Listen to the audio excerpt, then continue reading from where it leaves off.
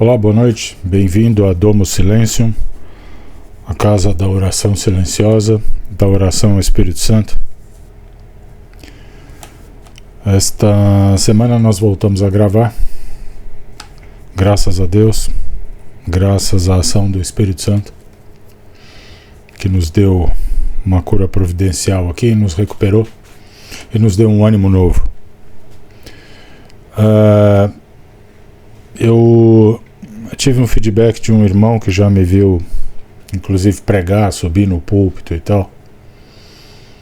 E ele virou-se para mim e disse: olha, eu acho muito bonito o que você está fazendo e tal, eu acho muito bacana o trabalho, acho original e tudo. Mas para quem já te viu no palco, para quem já te viu no púlpito, eu acho que está faltando um pouco daquele flegma. E eu achei muito curioso porque os meus amigos que não são evangélicos, que não são crentes, eles não gostam da minha forma veemente de pregar, de falar, das minhas expressões e tal. Claro, eles não acreditam. Então, nós convencionamos nos últimos 30, 40 anos no Brasil ao seguinte: se alguém fala alguma coisa que não me agrada ou com a qual eu não concordo, então eu reprovo a pessoa e a forma como ela fala. Mas na verdade a reprovação não recai, não deveria recair nem sobre a pessoa e muito menos na forma como ela fala, e sim no conteúdo. Mas se o conteúdo me desagrada, eu reprovo tudo. E eu quero hoje falar veementemente, um pouco mais rápido, com um pouco mais de força. Eu vou falar abertamente. Meu irmão, presta atenção. O momento é urgente. Eu não sei se você reparou, mas o mundo está de cabeça para baixo, certamente você reparou.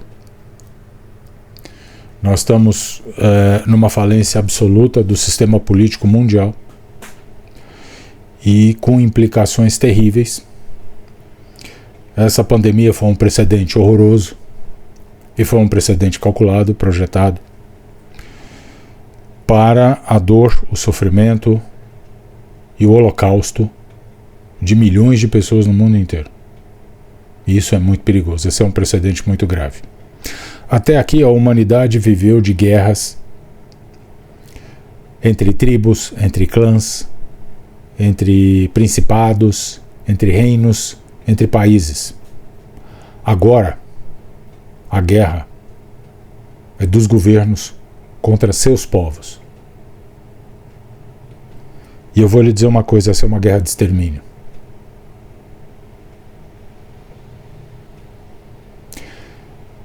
Por isso, o momento é muito grave, muito grave.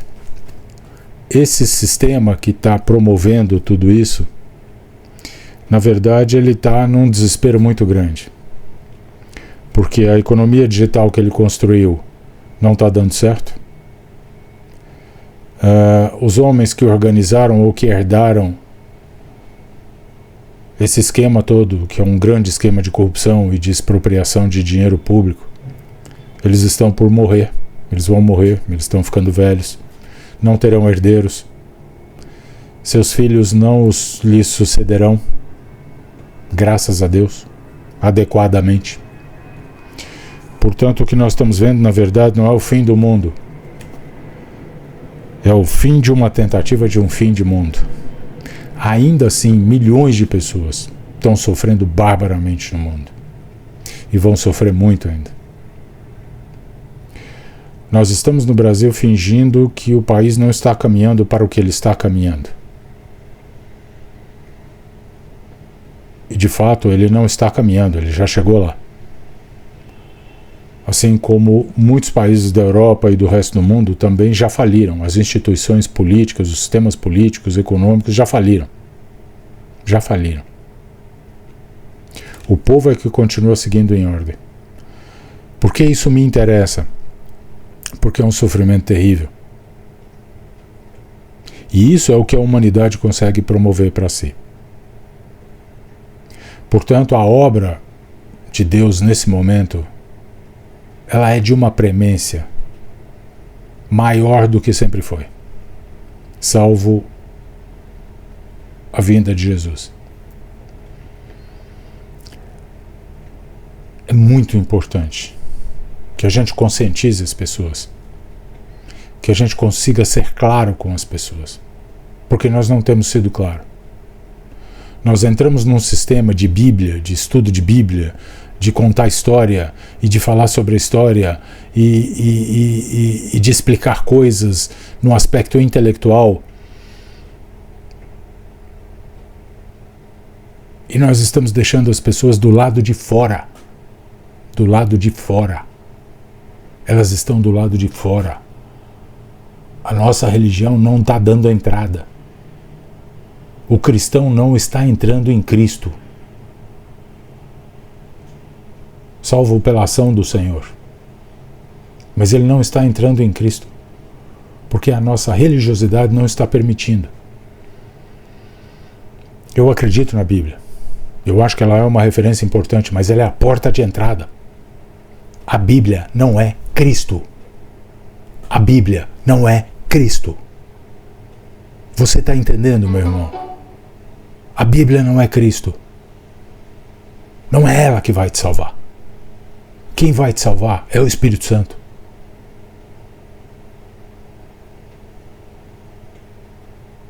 E há indicações claríssimas. Eu vou te dar a primeira indicação. Cristo começou a pregar e a falar para os gentios. E para fugir da perseguição e do problema, porque o período de Cristo foi um período de relativa paz, mas as relações entre Roma e os judeus eram conturbadas. E num determinado momento ele parou de falar diretamente, ele começou a falar por parábolas. Ele era um homem culto, instruído. Fora todos os outros atributos que ele tinha, que são todos. Ele era Deus. Então, ele começou a ensinar por parábolas. Muito bem. O Brasil tem uma coisa muito curiosa. A parábola é uma história que você conta. E essa história é contada para deixar o contexto em ação ampla, em perspectiva ampla. Por quê? Porque você usa uma linguagem representativa que não é direta, você não fala diretamente sobre a coisa, você fala indiretamente. Por quê? Porque diferentes pessoas têm capacidades e entendimentos diferentes. Então uma parábola fala para muitas pessoas. Não importa o nível de compreensão. Alguns têm mais compreensão, outros têm menos compreensão. Mas aí, como o nosso povo é um povo inculto, é um povo mal estudado, é um povo cujo sistema de ensino foi destruído pelas forças políticas para dar emprego para gente que não tem competência e para perverter a família e os valores cristãos, destruíram o sistema de ensino. E o nosso povo é um povo inculto. Então o nosso povo até sabe o que é uma parábola, mas ele não entende como usar uma parábola. Quando você conta uma história alegórica, quando você conta uma alegoria a respeito de uma determinada situação, você não desdobra a metáfora. O que significa isso? Chega no final, eu não explico. Ela não é feita para ser explicada. Ela é feita para ser deixada em sentido amplo, para que cada indivíduo, cada interlocutor seu, compreenda aquilo que ele é capaz de compreender. O fundamento a gente chama de linguagem simbólica. O intuito da linguagem simbólica é que ela continue com o indivíduo ao longo do caminho. Ela não é uma história que se esgota. Eu chego para o meu vizinho hoje e digo, fui à padaria, cheguei lá e não tinha pão. Isso é uma história simples. Agora, se eu chego para o meu vizinho e digo, estou passando momentos muito difíceis e preciso do pão da compreensão, mas todas as vezes que eu busco o pão da compreensão nos homens de fé, tudo que eu encontro são migalhas. Isto é uma parábola. Eu estou dizendo, quando eu busco sabedoria nos homens de fé, eu não encontro, porque eles são rasos e eles não conseguem me alimentar. Mas eu não desdobro a metáfora, você entendeu? Eu não explico a história, No Brasil, as pessoas contam as histórias, explicam as histórias. Quando ela explica a história, ela restringe o significado da história. E isso acontece em grande parte no mundo inteiro, porque a queda no padrão cultural e intelectual é mundial, não é só brasileiro. O sistema de ensino foi destruído no mundo inteiro. Não de maneira tão arrasadora quanto no Brasil, mas foi destruído no mundo inteiro. E as pessoas estão cada vez mais estúpidas.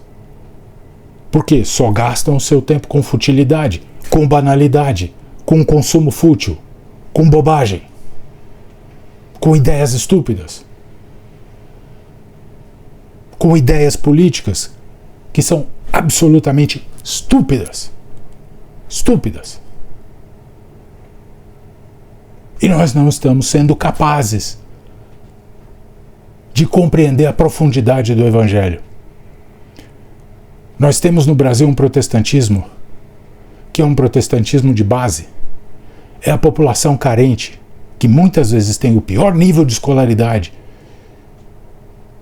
é que construiu grandes movimentos, que se sacrificou, que lutou, que pelejou, que levou adiante com todas as dificuldades que tinha, com a compreensão possível, o Evangelho, e fez com que ele se expandisse. Glória a Deus pela vida dessas pessoas. Mas muitas delas não têm a capacidade de explicar o que precisa ser explicado. A primeira igreja evangélica em que eu me batizei, eu fui batizado por um segundo pastor da igreja. O segundo pastor da igreja achava que 100 por 1 era mais do que 60 por 1 e era mais do que 30 por 1. É uma proporção. Quando uma semente funciona a 100 por 1, é 1%. E ele achava que era mais do que 30 por 1. Ou seja, o segundo homem da igreja sequer tinha conhecimento matemático mínimo para compreender uma parábola da Bíblia. E ensinava errado no púlpito. É lastimável isso. E por que eu estou falando sobre estas coisas? Porque não adianta eu ficar me debruçando sobre a Bíblia, desdobrando a Bíblia, rola a Bíblia e vira a Bíblia diz isso, a Bíblia diz aquilo. Meu irmão, não é a Bíblia que vai te salvar, é o Espírito Santo. Nós estamos passando um momento terrível, a humanidade vai sofrer horrorosamente, desesperadamente. E nós não podemos prescindir da ação do Espírito Santo. Nós não podemos prescindir de Jesus. Nós não podemos prescindir do resgate que Jesus fez por nós. Pela graça de Deus Todo-Poderoso. Nós não podemos prescindir. Não é a Bíblia que vai nos salvar, infelizmente. Ela é uma referência. Mas ela não é a salvação. A salvação é Cristo. A salvação é a encomenda que Cristo fez a Deus e que nos foi entregue e que está entre nós eternamente para nos instruir e para nos lembrar de tudo que nos foi ensinado pelo Cristo. É o Espírito Santo. Nós temos um Deus que é trino, é três, diferentes. É um mistério, ninguém consegue explicar. Mas Deus é Deus Pai, Deus Filho e Deus Espírito Santo. Mas aquele que opera em nós diretamente e que foi definido para nos ensinar e atuar dentro de nós e na nossa vida é o Espírito Santo. Acontece que ele fala conosco e nós precisamos parar para ouvi-lo. Mas se você fica na internet, se você fica na política, se você fica no futebol, se você não se cala, se você não olha para dentro, se você não presta... O reino de Deus está dentro de vós, está escrito. Está escrito, não importa a mudança de tradução. Porque mudam a tradução para acomodar com interesses de igrejas. O reino de Deus está dentro de vós. O meu reino não é desse mundo. O meu reino é de outro mundo.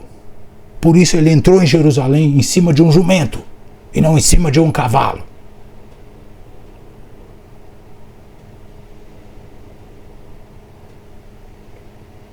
Nós precisamos nos calar, nós precisamos olhar para dentro e calar o mundo. Sabe por quê, meu irmão? O que eu estou tentando te dizer há mais de 30 dias, 40 dias, é que o Espírito Santo fala conosco. E Jesus estava certo. Paulo de Tarso estava certo. Está aqui, eu já falei, vou falar de novo. Ora, o homem natural não compreende as coisas do Espírito de Deus, pois lhe parecem loucura, e não pode entendê-las, porque elas se discernem espiritualmente. Quem pode me explicar sobre as coisas de Deus é o Espírito de Deus, e não o mundo, e não o teólogo.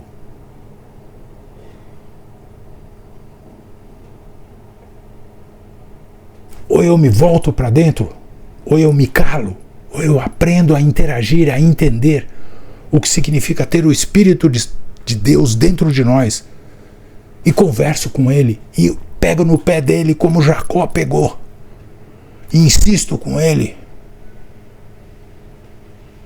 até entendê-lo, e peço para que Ele me explique quando eu não entendo, e peço para que Ele me explique de uma maneira como eu entendo, como eu posso entender dentro das minhas limitações. E Ele vai atender, e eu insisto, e Ele vai atender. Por quê? Porque a promessa de Jesus: batei e abrir-se-vos-á.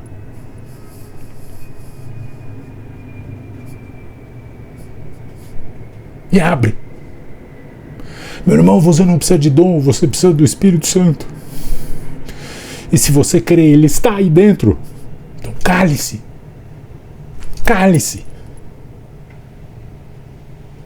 Cale-se. Apague os seus pensamentos até você conseguir. A gente nunca apaga o pensamento, a gente nunca para de pensar, mas você consegue diminuir com treino, com experiência,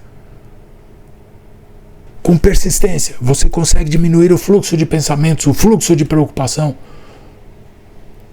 E numa fração de segundo, Ele fala com você. O Espírito Santo é Deus, meu irmão. Uma frase desse tamanho, Ele explica a sua existência. Numa imagem.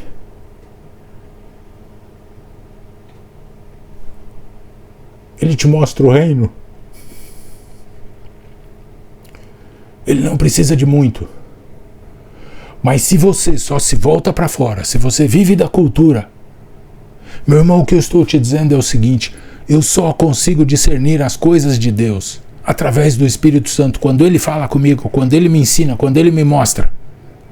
Porque através do mundo eu não vejo nada. Nada. O mundo é loucura. Farei dos loucos sábios e dos sábios loucos. O mundo é loucura. Jesus não se preocupou em pregar adultos. Jesus não se preocupou em pegar poderosos. Jesus arregimentou todos, inclusive Nicodemos.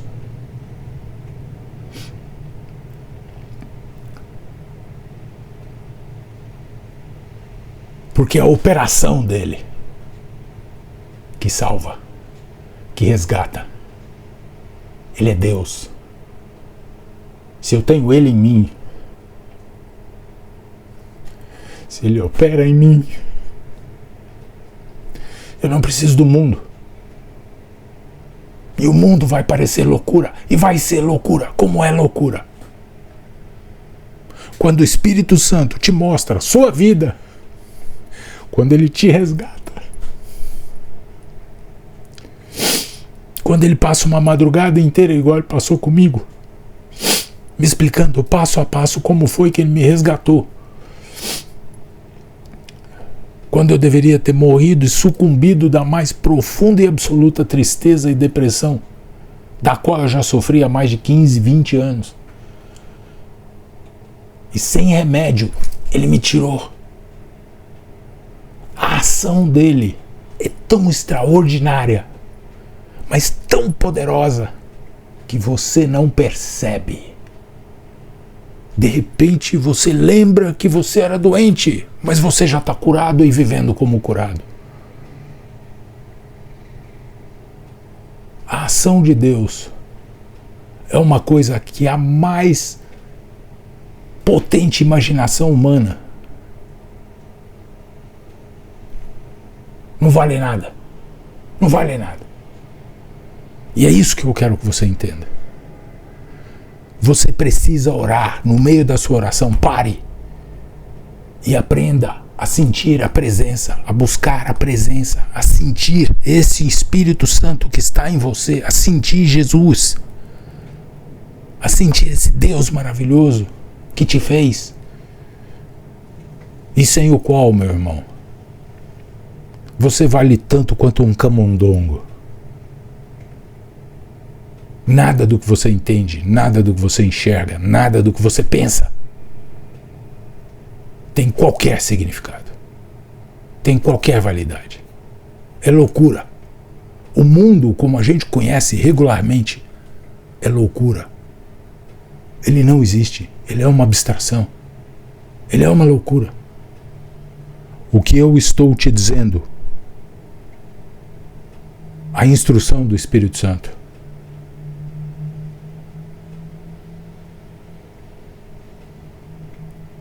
trata do reino. O reino é uma coisa completamente diferente do que a gente chama de realidade. A nossa realidade é loucura pura.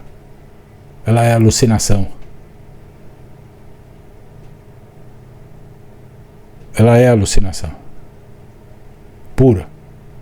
Não há nada de materialidade, não há nada de concreto, não há nada de certeza nela.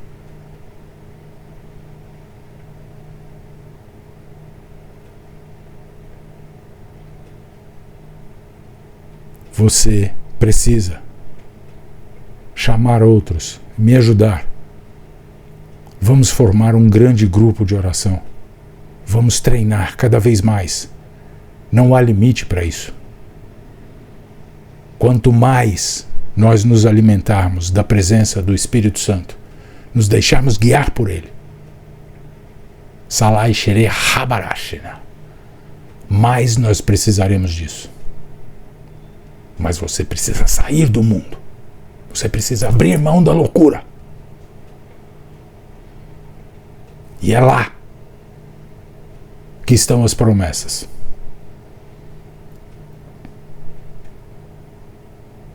Pedi e vos será dado. Batei e abrir-se-vos-á. Se vós que sois maus sabeis dar boas coisas aos vossos filhos, tanto mais o Pai que está nos céus vos dará boas coisas.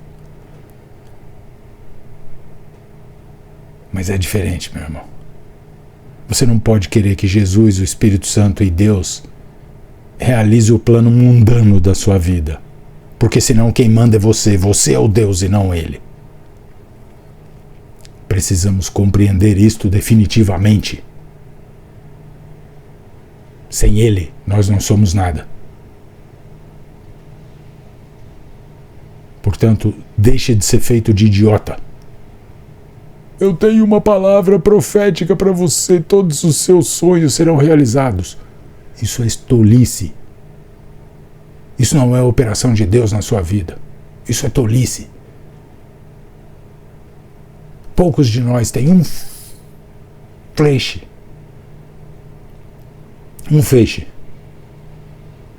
do que Deus preparou e definiu para a nossa vida. A maioria de nós não tem a menor ideia.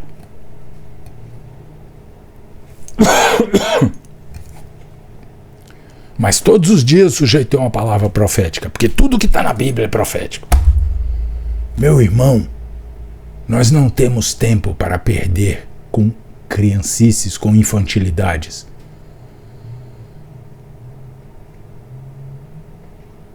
A ação do Espírito Santo é premente na minha vida e na sua. Premente. Mas para isso nós precisamos parar de atrapalhar.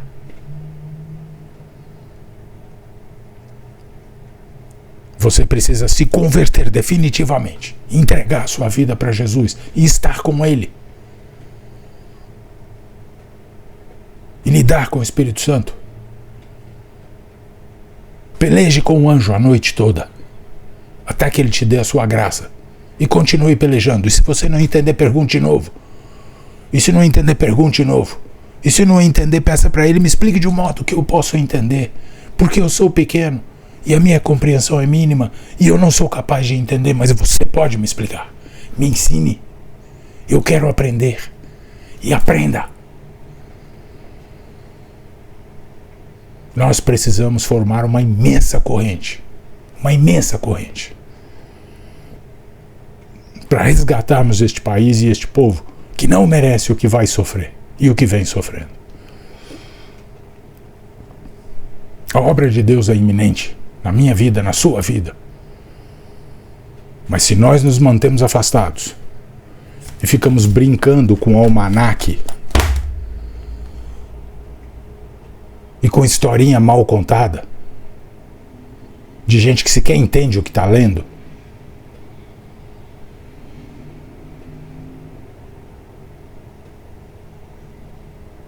o sofrimento humano vai ser uma coisa indescritível. E a humanidade ainda não viu os horrores que estão por serem perpetrados. Porque desta vez, meu irmão, desta vez, mais do que nunca, o mal está no controle. Você tem dúvida? Você tem dúvida? E como é que eu venço o mal? Com o bem. Com o bem. Eu impeço que a corrupção chegue em mim. E eu avanço para cima do ímpio. E eu converto o ímpio. E eu avanço para cima do errático, do que titubeia. E aperto ele. E exorto o sujeito. E condeno, e critico, e exorto de novo a assumir o caminho correto. Não tem outro jeito. Porque, infelizmente, o chamado não é para todos. Não é para todos.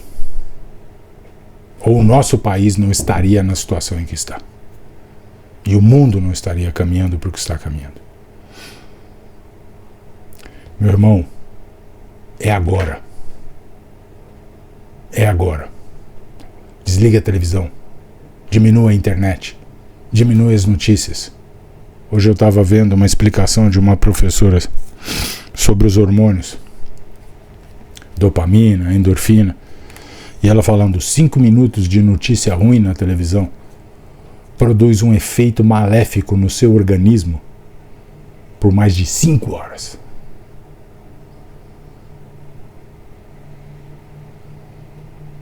Aprenda a orar o tempo todo, como Paulo de Tarso ensinou.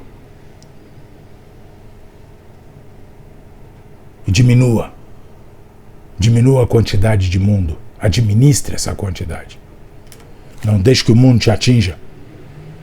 Entregue a sua vida, o seu íntimo, a sua mente, o seu coração, os seus pensamentos, o seu esforço, o seu foco, a sua vida ao Espírito Santo. Peleje com ele até que ele opere em seu favor.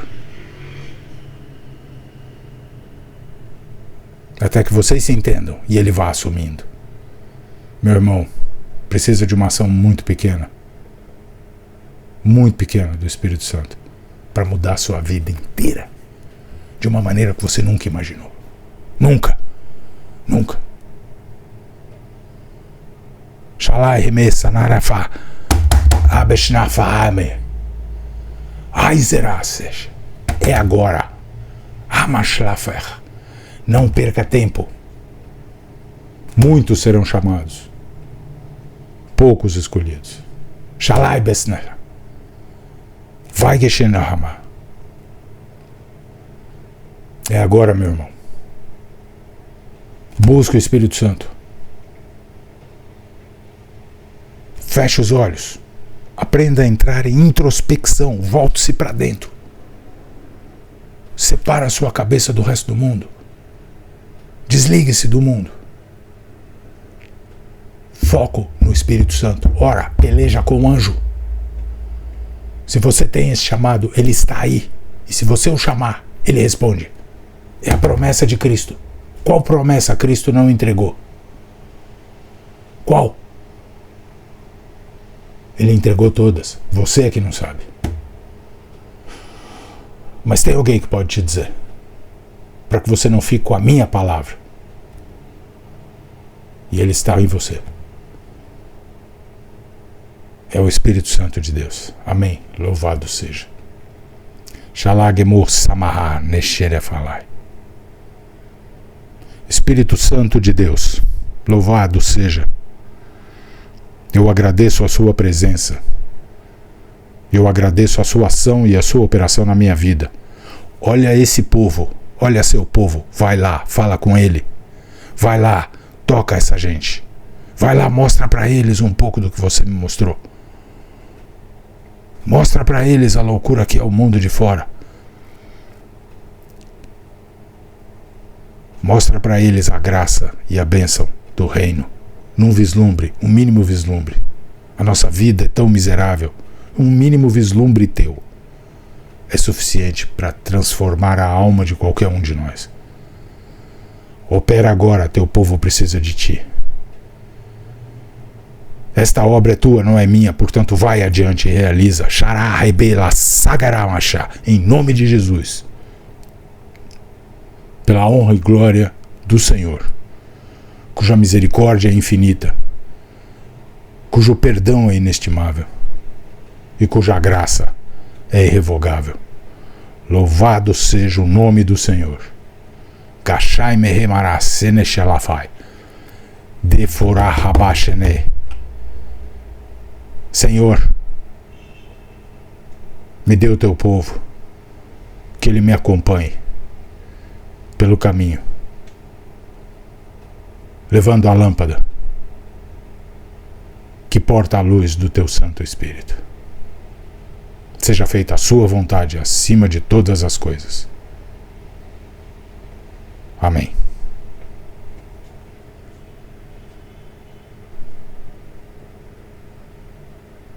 Que Deus te proteja, que Deus cuide de você, que Deus cuide da sua família.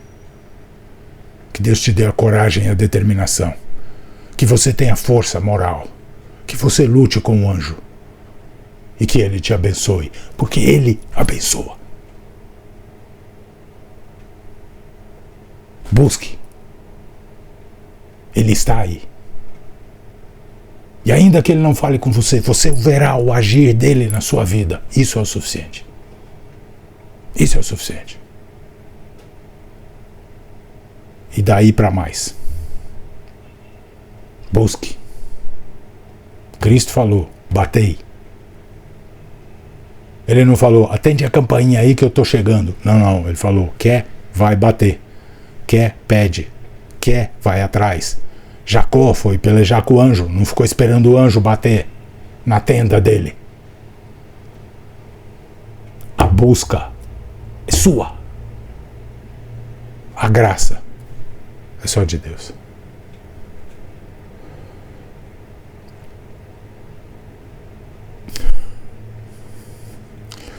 Louvado seja o nome do Senhor.